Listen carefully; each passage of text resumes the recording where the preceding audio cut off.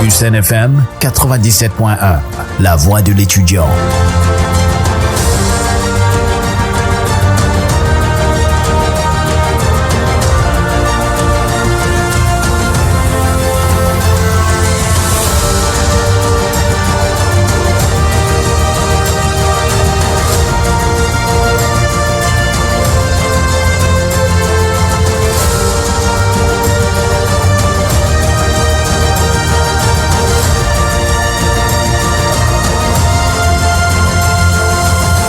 Dans un instant, le journal.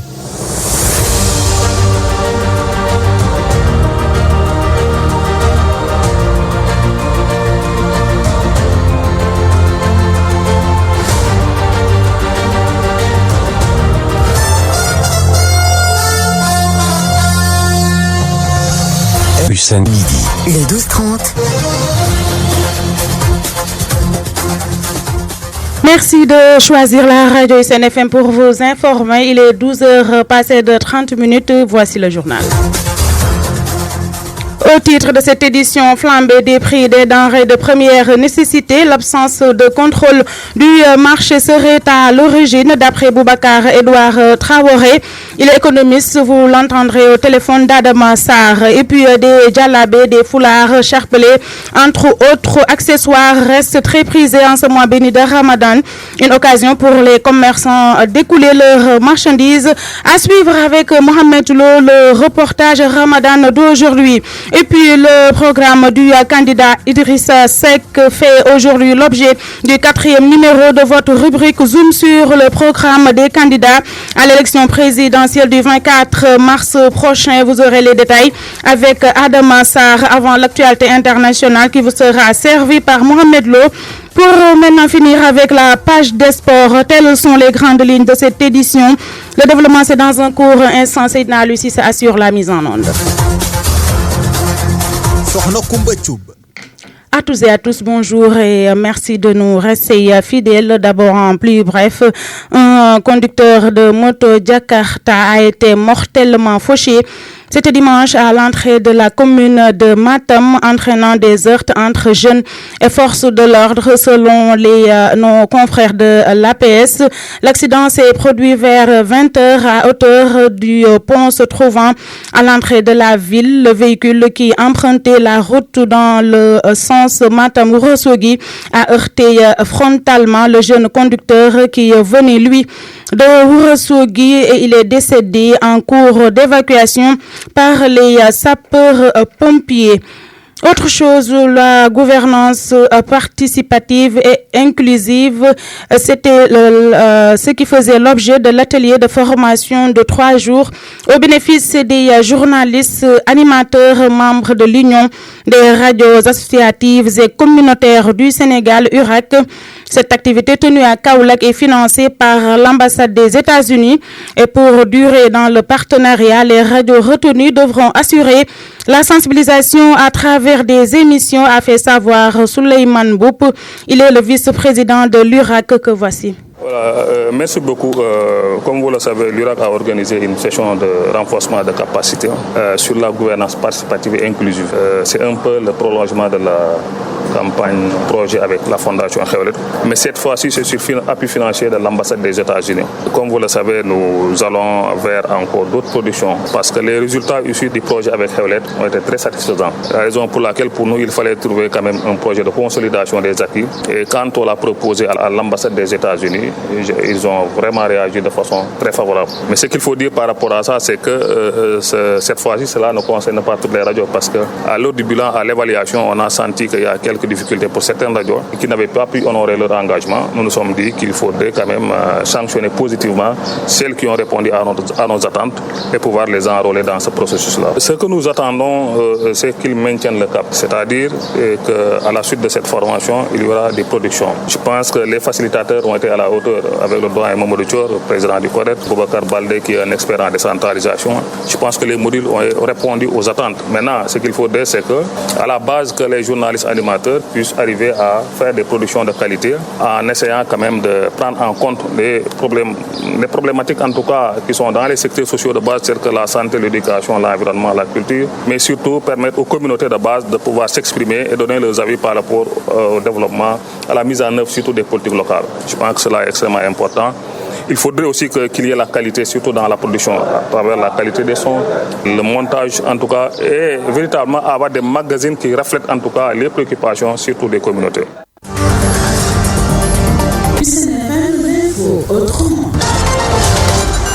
Je vous le disais dans les titres, le Ramadan, un mois de pureté et de forte dévotion qui rime généralement avec un changement de port vestimentaire chez nombreux fidèles. À Kaffrine, le constat est presque unanime. Les tenues sexy sont rangées au placard. C'est dans la place au djellabé avec des accessoires comme le chapelet et le tapis de prière très prisé en cette période, ce qui fait l'affaire des commerçants. Et c'est le sujet du reportage Ramadan aujourd'hui signé Mohamed Lo. Le mois sacré du Ramadan offre des opportunités de petites affaires. Tapis de prière, chapelets, entre autres, se vendent comme de petits pains au marché central de Kaffrine. Alhamdulillah, nous avons des tapis de prière, des chapelets, entre autres. On s'en sort très bien. Nous vendons ce que nous pouvons vraiment. Choisissant minutieusement son djellabé, Imam Hassan Dia nous explique la raison de sa venue. Je suis venu pour acheter des djellabas comme on est au mois de Ramadan. Nous en avons besoin. Ce sont les recommandations pour ce mois béni. Les différents articles sont vendus selon la qualité et les moyens que possède le client. Il y en a pour toutes les bourses, d'après Pape Mboub, commerçant au marché central de Kaffrine. Pour les prix, ça dépend des clients. Les articles sont là. Nous voyons ce que nous pouvons faire pour chaque client afin qu'il puisse avoir une satisfaction. Le Ramadan, c'est également l'occasion de faire du business. En plus des tapis de prière, djellabé et chapelet, les livres saints participent davantage au décor des cantines au marché central de Kaffrine. Merci Mohamed Toulo. Et du côté des denrées de grande consommation, une flambée notée sur leur prix presque partout au Sénégal. Une situation due à une absence de contrôle des prix par l'État, selon l'économiste Boubacar Edouard Traoré, qui également annonce que la forte demande des consommateurs peut également en être une autre explication. Voici Boubacar Edouard Traoré, l'économiste donc, joint au téléphone par Adam Assar. Pourquoi à l'approche du Ramadan, les denrées augmentent? Parce que tout simplement, au Sénégal, souvent l'État ne contrôle pas bien les prix. L'État n'a pas une capacité de contrôle des prix. Donc, à l'approche du Ramadan, beaucoup de grands commerçants font de la thésaurisation. C'est-à-dire que l'épargne sauvage, voilà, ils gardent les produits, après ils sortent, ils fixent leur prix. Ça c'est un. Deuxièmement, il y a ce qu'on appelle l'assaut. Une très grande partie de la population, voire même 95%, en un temps record, entre 17h, voire même 19h30, 20h, prendre un seul bien, comme le sucre, ou bien, je sais pas, le bissap et consorts. Ça aussi, cet assaut, le fait que tout le monde court vers un produit en un temps record, en une journée, en un moment, ça peut affecter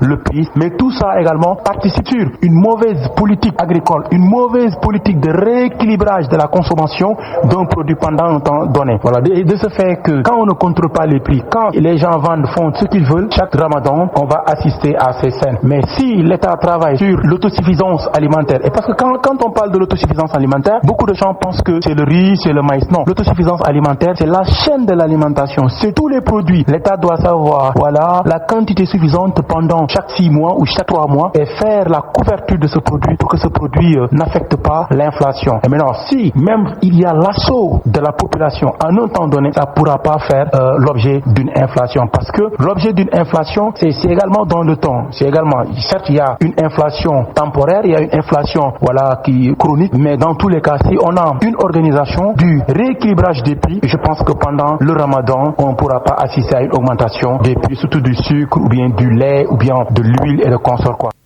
À l'instant, et au téléphone d'Adama Sarr, Boubacar Edouard Traoré, économiste, il réagissait donc par rapport à la flambée notée sur le prix des denrées de grande consommation. La suite de cette édition, c'est juste après ceci. Zoom sur le programme des candidats, votre rubrique qui vous fait connaître le programme de chaque candidat à l'élection présidentielle du 24 mars. Et nous en sommes aujourd'hui au 4e numéro de la rubrique consacrée au programme des candidats à l'élection présidentielle du 24 mars prochain. Aujourd'hui, Adama Sarr nous fait découvrir le programme du candidat Idrissa Seck. Bienvenue dans ce 4e numéro consacré au programme des candidats à l'élection présidentielle du 24 mars prochain. Aujourd'hui, nous allons nous intéresser au programme du candidat Idrissa Seck qui est orienté sur 3 axes que sont institutions et territoires, économie et enfin capital humain. Pour l'axe 1, institutions et territoires, la première proposition est de garantir le principe de la République du Sénégal qui est gouvernement du peuple, par le peuple et pour le peuple. La deuxième proposition est d'établir l'équilibre du pouvoir en comblant les insuffisances et limites des lois et institutions qui ne sont destinées qu'à maintenir la prédominance du pouvoir exécutif. La troisième proposition est d'empêcher les dérives comme la non-transparence, la corruption, le manque d'éthique professionnelle dans les prestations de services publics. Et la quatrième proposition est de créer une autorité nationale de régulation regroupant les organes de régulation ARM, ARMP, ARTP et CRSE. La cinquième proposition sera d'élire les députés au scrutin majoritaire à 2 tours et limiter le nombre de députés à 100.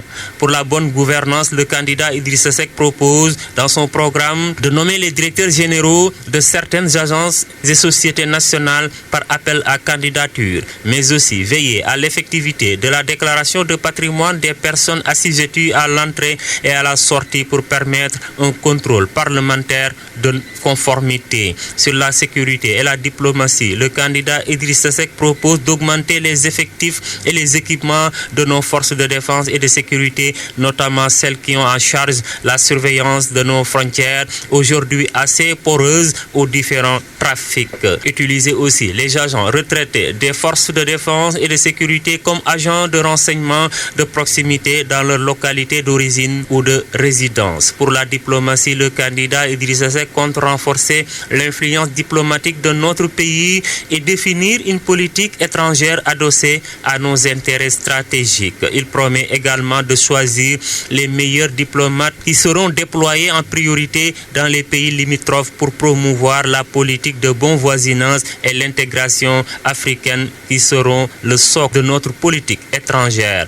En ce qui concerne la décentralisation, le candidat Idrissa Seck entend tenir les assises de la décentralisation, mettre en place l'acte 4 de la décentralisation, de revenir à la régionalisation tout en allouant au moins 1 milliard de francs CFA par an à chaque commune comme investissement. Sur l'axe 2 qui concerne l'économie, parlons du volet agricole. Le candidat Idrissa Seck compte réaliser les infrastructures hydro-agricoles nécessaires pour accroître et diversifier les productions agricoles avec la création de milliers de fermes. Il sera question également de mettre en place des agrovilles afin d'attirer les jeunes vers l'agriculture. Pour l'élevage, le candidat Idrissa Seck compte promouvoir l'entrepreneuriat en élevage par l'organisation des actes, leur formation et leur faciliter l'accès au crédit. Enfin, pour l'axe 3 qui concerne le capital humain, sur le volet sanitaire, le candidat Idrissa Seck compte promouvoir les mutuelles de santé et l'assurance maladie pour atteindre une couverture maladie optimale. Pour l'éducation, le candidat Idrissa Seck s'engage à créer un conseil supérieur de l'éducation présidé par le président de la République. Pour le sport, le candidat Idrissa Seck compte doter progressivement toutes les capitales de région et de départements d'infrastructures modernes comprenant un stade omnisport pour le football, les autres sports collectifs et pour l'athlétisme, un hippodrome et une arène. Adama Sarr, merci beaucoup. Il nous faisait part donc du programme du candidat Idrissa Seck, un programme qui tourne autour de 3 grands axes. Demain, pour un autre programme avec un autre candidat. L'actualité internationale sur la 97.1 FM. Place maintenant à l'actualité hors de la zone et de nos frontières et nous sommes avec Mohamed Lo pour les détails. Bonjour Mohamed. Bonjour à vous et bonjour à nos auditeurs et auditrices du CNFM. Bien installé, j'espère. Oui, merci. Alors, on démarre. D'abord, en Afrique, la stabilité des pays côtiers est menacée par la crise sécuritaire au Sahel. Le Programme alimentaire mondial, le Haut Commissariat aux réfugiés, l'UNICEF et l'OIM joignent leurs voix dans un communiqué commun pour donner l'alerte. Un mouvement de réfugiés sahéliens sans précédent afflue vers les pays côtiers. La dégradation de la situation sanitaire au Mali, au Burkina Faso et au Niger a poussé plusieurs milliers de personnes vers l'exil ces derniers mois, criant des déplacements plus intenses que jamais auparavant. Direction en Russie, là-bas, sans surprise, Vladimir Poutine est triomphalement réélu à la tête de la Russie. Le président sortant Vladimir Poutine est donné victorieux avec plus de 87% des voix à la présidentielle russe. Après dépouillement de 99% des bureaux de vote, ce scrutin de 3 jours a été marqué par des bombardements ukrainiens meurtriers et des incursions de combattants armés, ainsi que par des actions de protestation dans les bureaux de vote. Et pour finir, Mohamed Lo, en France, le parquet ouvre une enquête après des publications racistes visant la chanteuse Aya Nakamura.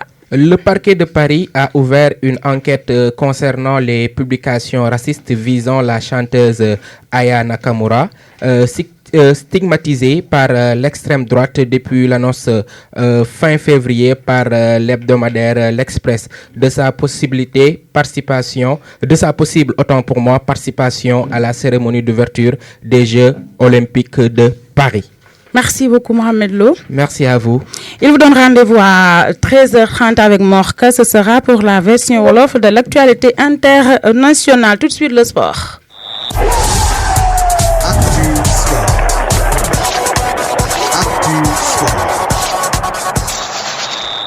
L'actualité sportive en plus bref avec du football Ligue 1 professionnel au Sénégal. Les résultats de la 17e journée jouée donc hier, Teungueth FC a perdu devant Guédiawaye Football Club sur la marque de 4-3. L'US Ouakam a pris le dessus sur Diamono Fatick 1-0. Dakar Sacré-Cœur même score devant AS Pikine.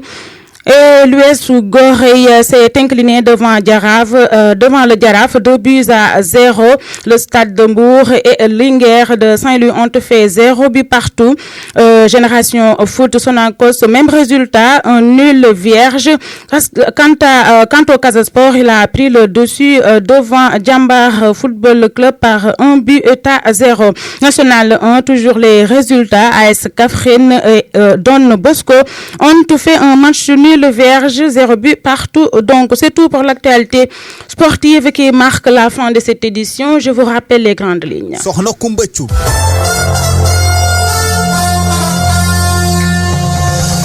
Hussein Midi. Le 12-30. Nous avons parlé dans ce rendez-vous d'actualité de la flambée des prix des denrées de première nécessité. L'absence de contrôle du marché serait à l'origine, d'après Boubacar Edouard Traoré. Il est économiste, vous l'avez entendu au téléphone d'Adamassar dans ce journal. Et puis des djellabés, des foulards, des chapelets, entre autres accessoires, restent très prisés en ce mois béni de Ramadan. Une occasion pour les commerçants d'écouler leurs marchandises. Vous avez suivi le reportage Ramadan d'aujourd'hui, signé Mohamed Lo, qui a effectué un tour au niveau du marché central de Kaffrine. S'en est suivi le programme du candidat Idriss Seck, qui faisait l'objet du 4e numéro de votre rubrique Zoom sur le programme des candidats à l'élection présidentielle du 24 mars prochain avec Adamassar. Avant l'actualité internationale bien détaillée par Mohamed Lo et le sport qui ont marqué la fin de cette édition que je vous ai présentée avec un réel plaisir. Merci à Sedna Lucie qui a assuré la mise en onde de cette édition. Gardez l'écoute, l'info va revenir à 13h30 avec Morka pour le Wolof. Bien à vous. Le 12-30.